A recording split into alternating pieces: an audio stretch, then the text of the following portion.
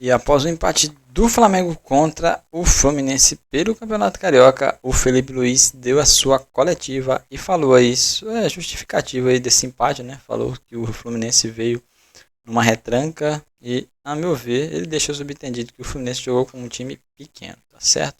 Só ali por uma bola, trucando o jogo, tentando tumultuar ali. E teve algumas confusões também, né? Mas isso aí é Fla-Flu e Fla-Flu tem sempre dessas coisas, todo mundo querendo vencer, né? Então, bora ver o que o Felipe Luiz falou aí na coletiva sobre o Fla-Flu. E deixa aqui os créditos pro canal do Fala João Guilherme, tá certo, galera? Bora ver aí. Queria que você falasse um pouco sobre o jogo de hoje, né? O pessoal que assistiu achou um jogo ruim, né? E por que foi um jogo ruim na tua visão, ou não foi um jogo ruim? E queria que você falasse também rapidinho sobre o Luiz Araújo. Se ele, a questão dele é física, você tá desculpa, ele tá com alguma questão física e você tá tendo esse controle de minutagem em relação a ele, ou realmente é uma opção por deixar ele mais, assim, no banco de reservas? Um jogo ruim. Não, na verdade é um jogo difícil. Fla-Flu nunca é fácil. Fla-Flu é um jogo truncado, onde o adversário sempre tem as suas armas, tentam destruir as nossas jogadas, tentam marcar e fazem bem. Não é fácil jogar contra o Fluminense, que não tem nunca o peso do Flamengo de ter que dominar o jogo, de ter que se impor e tudo mais. Então sempre é mais fácil destruir do que construir, né? Então fizeram bem, fizeram uma grande marcação, anularam bastante os nossos meio-campistas, mas mesmo assim acredito que as chances mais claras foram nossas. A maior parte do volume do controle do jogo foi nosso. Eu não lembro de uma chance assim clara deles. E é só o primeiro dos jogos contra o Fluminense que nós vamos ter durante o ano, que vão ser vários jogos contra eles. Então, como eu falei, nunca é fácil. Valorizo bastante o esforço dos meus jogadores e tudo que aconteceu durante o jogo, as adaptações, as mudanças e tudo que eu pedi eles fizeram. E principalmente é isso, até o final do jogo todo mundo correndo e todo mundo se entregando, nunca ninguém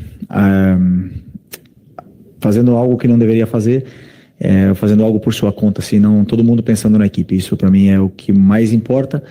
E pro torcedor pode ser que realmente seja um jogo mais chato, pro 0-0, mas muito influenciado, né, por alguns fatores externos, o calor, não gosto de dar desculpa, mas é verdade, muito quente, a bola, campo duro e fica um jogo mais, perde um pouco de intensidade. O jogo à noite sempre é mais intenso, o frio é mais intenso ainda, isso é um fato do futebol, mas não é desculpa do nosso time não ter feito a mesma coisa que vinha fazendo nos outros jogos.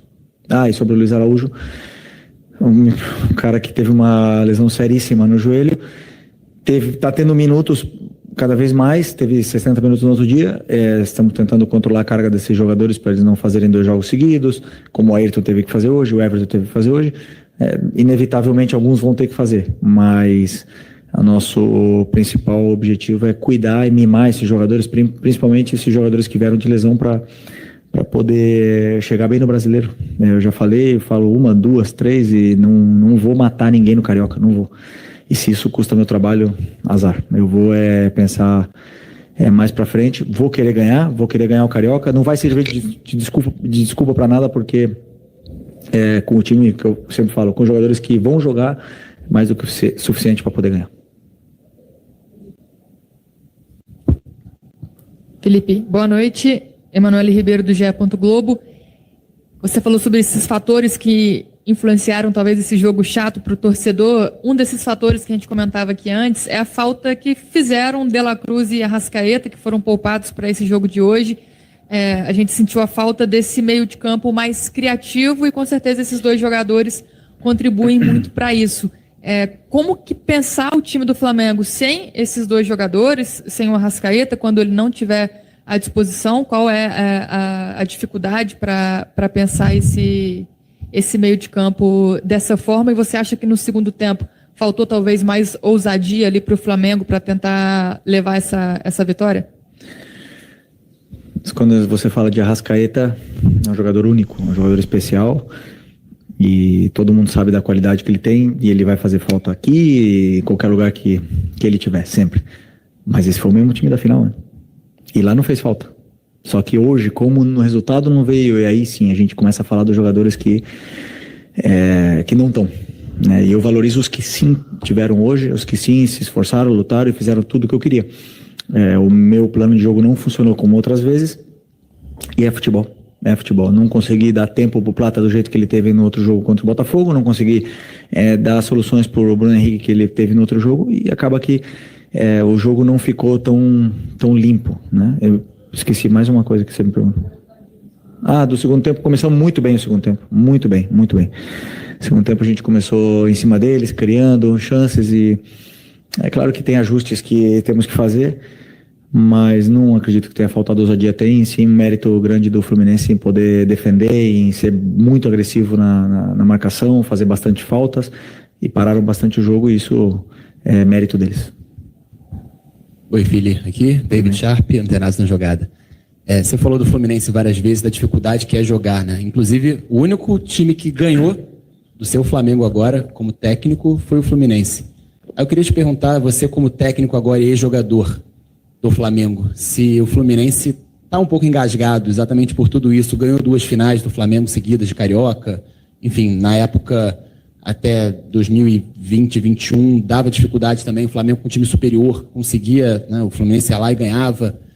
Se tem isso, e também te perguntar um pouco sobre o gramado do Maracanã, porque você falou que está duro, né, o gramado passou por um tempo grande aí de reforma.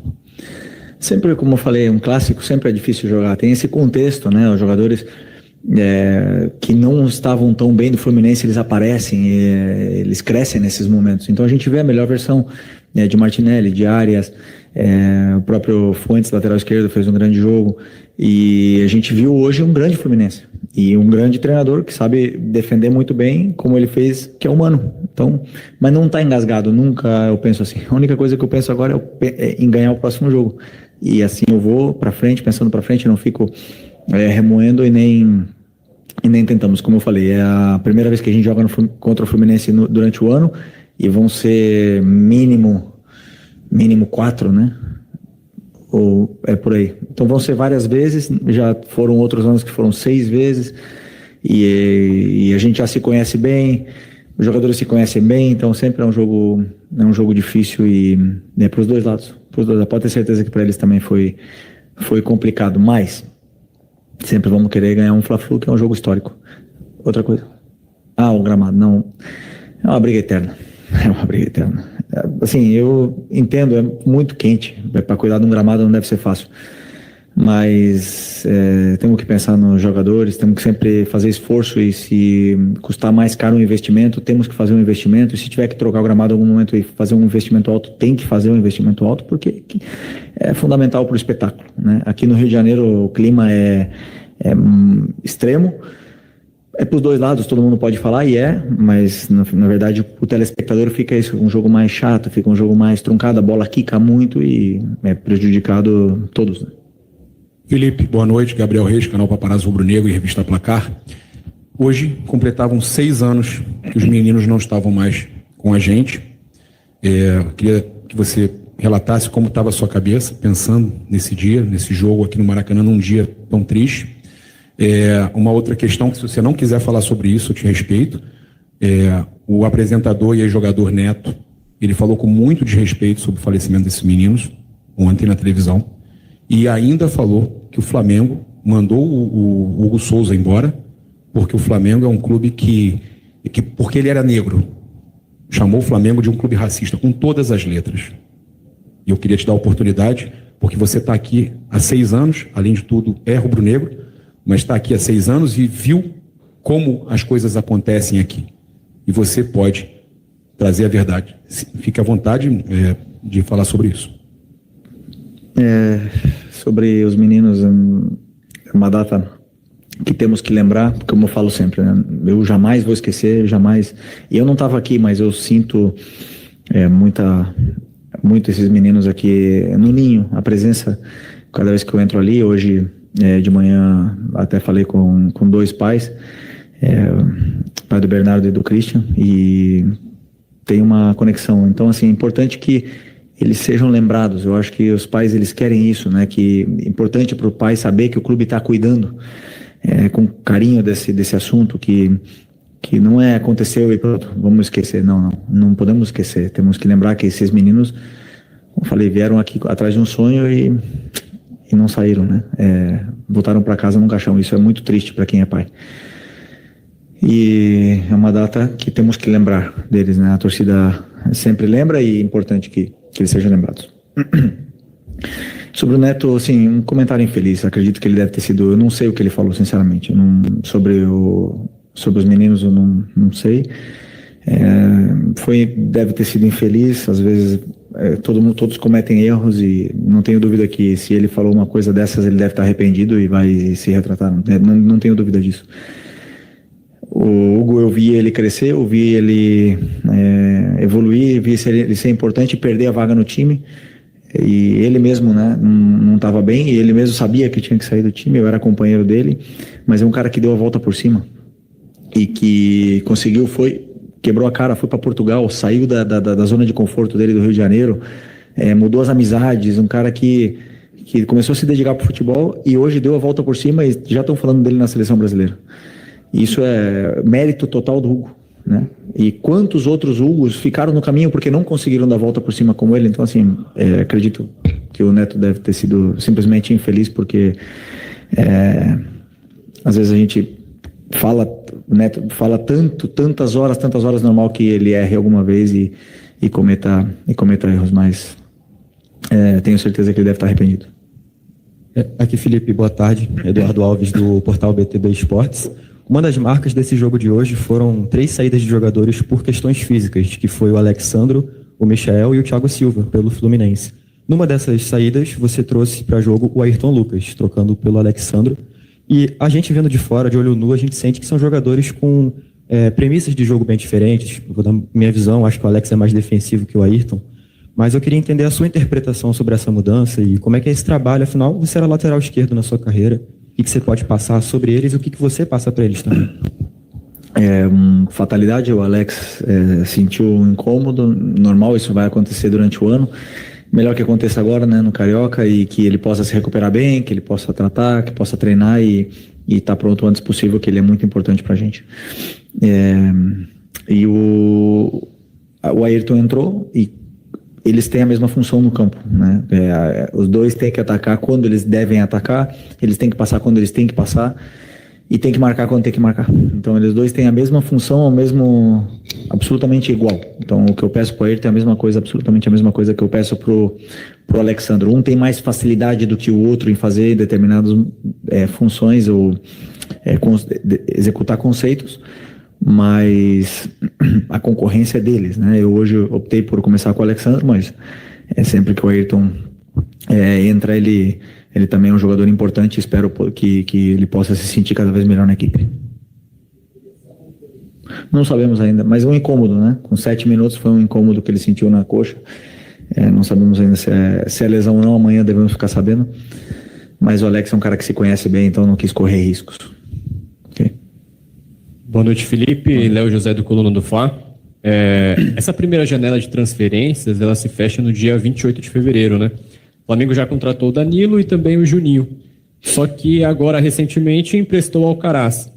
Eu queria saber se existe uma demanda da comissão técnica para com a diretoria, pedindo algum reforço, a reforçar algum setor do time, ainda nessa primeira janela? Não. Estou absolutamente feliz com o grupo que eu tenho na mão, o elenco que eu tenho na mão.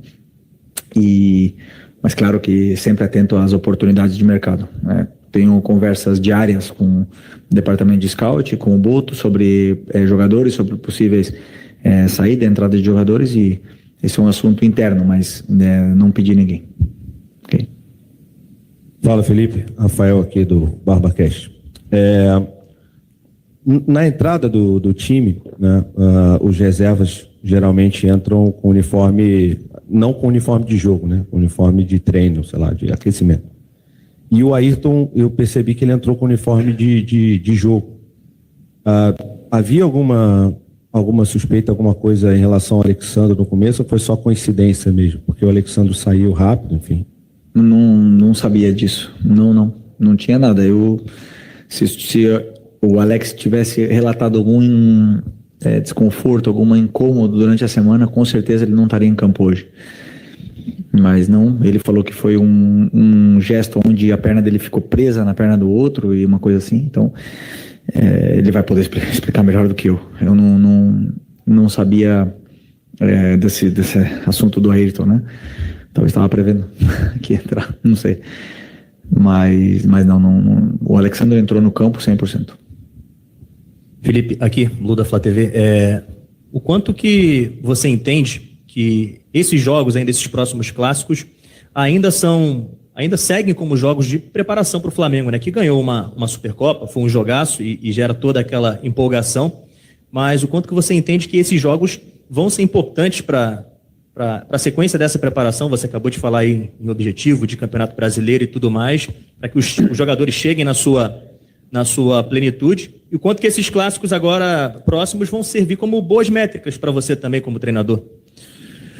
Eu sempre penso que o jogo ele é um guia, né, para a gente ver onde estão os problemas e atacá-los e corrigir esses problemas cada vez mais e o time evoluindo, né, nessa curva. E às vezes os jogos que são mais difíceis como hoje são os que mais te dão pistas, né, da onde a gente deve melhorar, o que mais. Então, como eu falo, o jogar é o maior guia que você tem, porque muitas coisas acontecem que não acontecem no treino.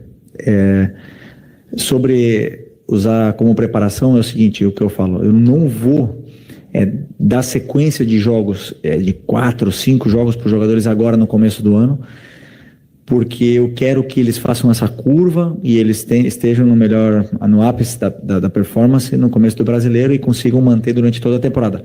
Sem nenhuma dúvida, jogadores vão se lesionar, jogadores vão ter incômodos, vão sair do campo, não tenho dúvida disso. Isso aí sempre acontece, todos os anos em todas as equipes do mundo.